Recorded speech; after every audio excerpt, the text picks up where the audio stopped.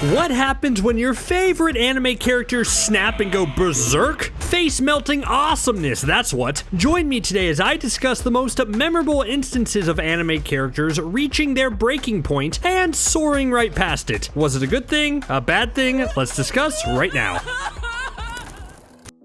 Yes, I wanted to start with Naruto first. I mean, how could I not? Naruto is the definition of a character who's normally pretty happy-go-lucky, but under the right circumstances could totally go berserk and unleash the monster within. And in Naruto's case, that's almost literally true. I'm talking about the nine-tailed fox that resides within him that Naruto can summon when things are desperate, but the results are often chaotic. Naruto's best examples of summoning the nine-tailed fox comes in moments when the people he loves are in the most trouble. Of course, I'm referring to the iconic moment when pain was causing pain to Naruto's future wife. Yes, Naruto didn't take too kindly to this and went totally berserk. Naruto is dangerous on his own, but he's even more dangerous if the people he cares about are threatened.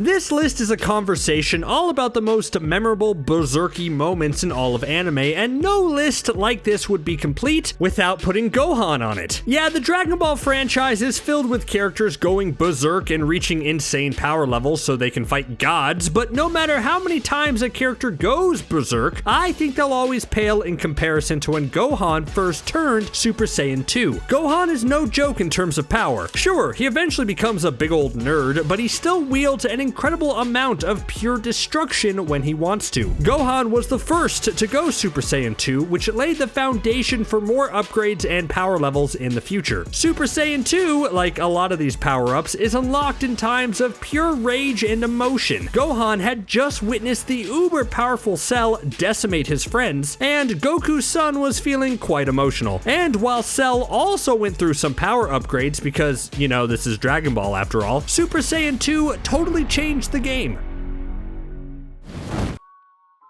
This list was made for someone like Mob from Mob Psycho 100. I'll say it, even though One Punch Man is probably more popular, Mob Psycho 100 is the superior anime. It deals with the same basic concept of an overpowered main character, but does so in a much more interesting way. Both are great, don't get me wrong, but Mob Psycho 100 is one of the best anime airing right now, and that's all because of its main character, Mob. Mob is a powerful Esper who, when he reaches his 100 level, there's not really any force in the universe that could truly stop him. He goes completely berserk and is capable of destroying everything in his path. Hopefully his master is nearby to help calm him down. And what's scary about this berserk mode is how it seems to keep getting more powerful. The second season finale saw Mob have to go past his 100 level mark, and it had huge repercussions on his city. Mainly the giant broccoli that sprouted out in the middle of it, but that's neither here nor there.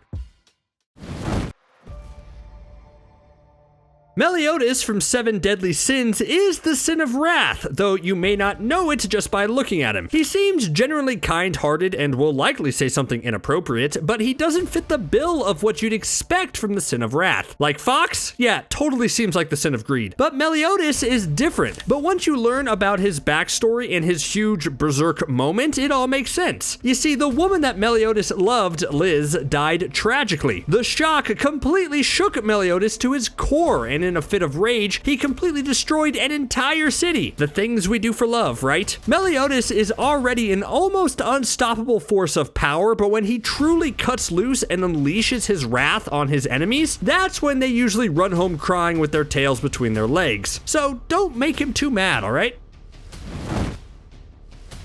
Okay, I'm having trouble narrowing down which Roy Mustang moment to pick from the Full Metal Alchemist franchise. I mean, I could pick either his fight with Envy or with Lust, where his rage bubbles to the surface as he incinerates the evildoers with fire blast after fire blast after fire blast. Like, it's such a shocking moment to see him totally unleash his anger and burn his enemies to dust, but even though these are horrible characters, I still feel bad hearing their screams of anguish and agony. Or how about when Roy goes berserk at Hugh's funeral? I mean, the dude says it's a terrible day for rain and tears lightly fall down his cheek. Whoa. I mean, to everyday people, that's nothing, but for Roy, tough guy Mustang, that's basically the same as him bursting into tears in the fetal position and rolling around on the ground.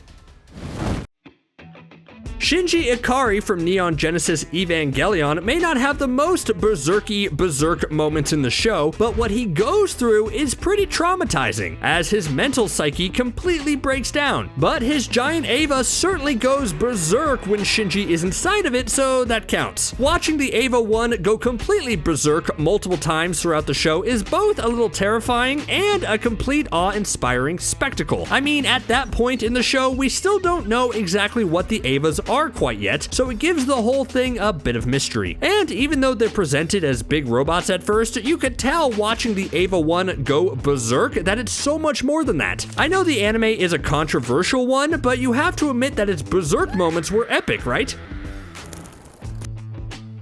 So I mentioned Gohan up above, but I have to also mention Goku. And while he has a lot of intense instances of going berserk and leveling up in power, I thought the best Goku berserk moment to mention would be his Great Ape transformation in the early Dragon Ball series. We've long moved past this plot point now that Goku has reached an insane new power level, but early on, this was a pretty big deal. Looking at the full moon made young Goku transform into a giant ape that caused a lot of damage. He totally wrecked Pilaf's castle. I mean, whenever we saw a Saiyan transform into the Great Ape, it was always pretty terrifying, right? And it's the very definition of a berserk moment.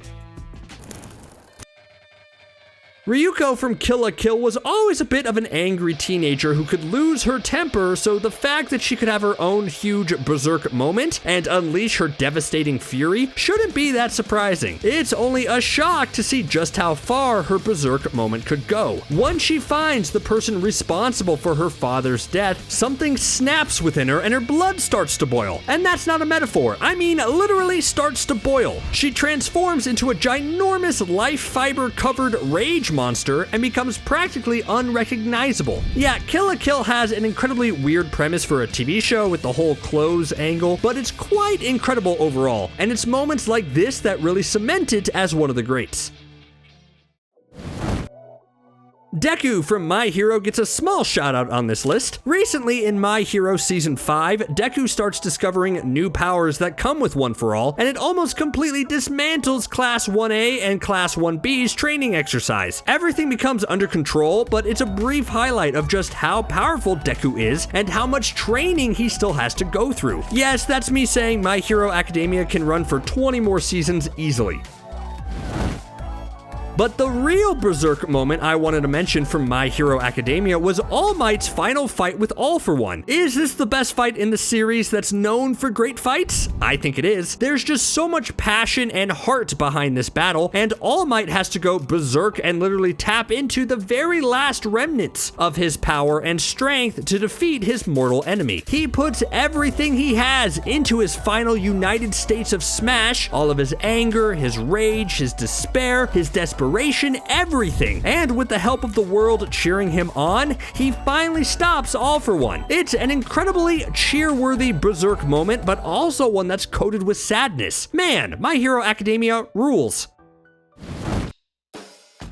Don't believe in you, believe in me who believes in you. Was there an older brother character more awesome than Kamina from Gurren Lagann? He was the ultimate big brother and inspirational character, and I remember while watching it for the first time, I thought he would go down as one of the best anime main characters ever. And then he freaking died. What a shock. And his death saw him have one last berserk moment as he teams with Simone one last time to deliver a passionate, aggressive, and inspiring attack to save the day. I mean, I think Kamina is the only character on this list who goes through a berserk moment and then immediately dies, so that's a pretty high honor right there. Okay, this entry is a little different than the other ones, but I wanted to mix it up a bit. Most entries before and after this see a character go berserk and become anger personified. You know, all the standard yelling, screaming, fighting, etc. Berserk mostly means letting the rage and hate flow through you, but that's not always the case. I want to talk about Luffy from One Piece. Sure, there's been times when Luffy has gotten angry and snapped, but I'm putting his reaction to his brother's death on this list instead. It's a different form of snapping and berserk that Luffy goes through in this moment, as he basically becomes catatonic. It's such a stark contrast to the Luffy that we have grown to love over the course of 40 million episodes that it's incredibly jarring.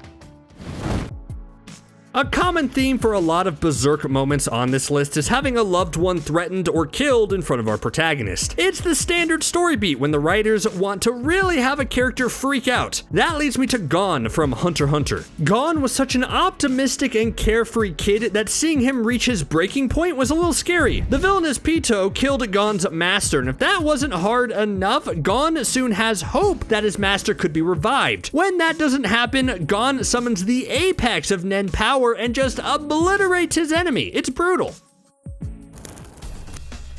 I think seeing Eren get totally chomped and devoured in the first season of Attack on Titan will forever be one of the most shocking anime moments ever. Like, at that point, I really did think they just eliminated the main character of the show and Armin was actually going to be the new main protagonist. Of course, that didn't happen as things got crazy, but it did lead to Eren unlocking his Titan ability and go completely berserk. The first time he turns into the Titan, he's just this huge ball of rage and teeth and finally gets his wish to fight Titans. And later on in that first season, I would say he goes berserk again when he has to fight Annie in her Titan mode as things totally get out of hand. Yeah, it's almost like being a Titan makes you go berserk sometimes. Crazy, right? Yeah, Eren goes berserk quite frequently, but my two favorites will always be in that first season.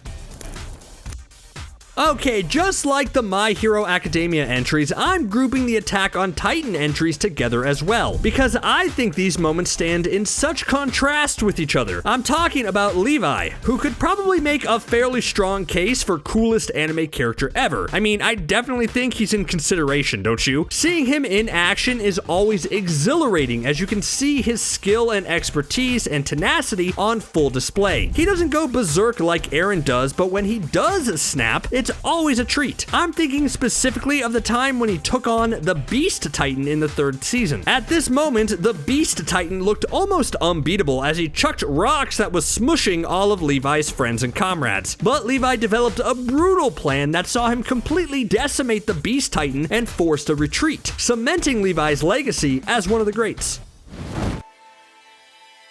Kaneki from Tokyo Ghoul goes through a dramatic transformation. The kind, still basically human Kaneki does a solid job of keeping his ghoul tendencies in their place. Anyways, Kaneki keeps this up for a while, but everything changes when he's captured and tortured by another ghoul. This unlocks something within our main character, and he totally goes berserk. I mean, his hair turns white. That's like the universal symbol for a character losing their mind. Ichigo from Bleach is incredibly powerful, and being in a shonen anime, he'll constantly level up. There's always a next power status to reach, and in these moments, it sometimes results in total chaos. After Ichigo is extremely wounded and close to defeat, he hears the cries of Orihime, and it awakens something within him. Yep, that's right, I'm talking about the full hollow form. And let me tell you, this is terrifying. Old Kiora, who Ichigo was fighting, is left completely defenseless against power of this magnitude and is totally destroyed. The anime is called Berserk. You really think it wouldn't be on here? Of course it is. Guts certainly lived a very difficult life full of hardships and setbacks that no wonder he gets a little angry from time to time. I mean, I have to mention the Berserk armor as the basis for this entry. Whoever wears Berserk armor is known as a Berserker because it grants the user incredible strength and ferociousness that you don't want to mess with. Guts was granted this armor, and everyone who got in his way definitely regretted it in the long run. You either die a hero or you live long enough to see yourself become the villain. That's basically the main sentiment of Madoka Magica, which is one of the most twisted magical girls anime you'll ever see. There's a lot of great Berserk moments in this anime that I could mention, but really the best Berserk moment comes in the Madoka Magica movie, which sees Homura's obsession and love for Madoka reach a breaking point as she declares herself a demon and basically wrestles control away from the incubators. It's a tragic end to the character.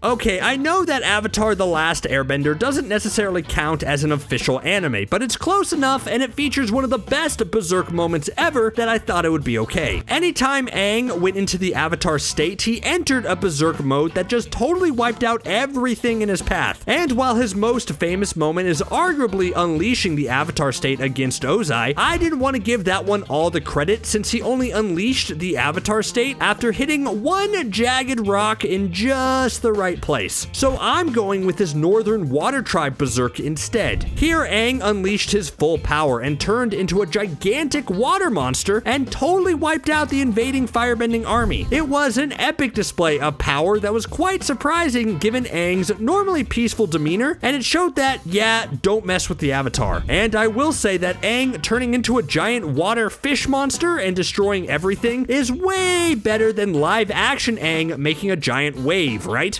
Guess it just didn't occur to me.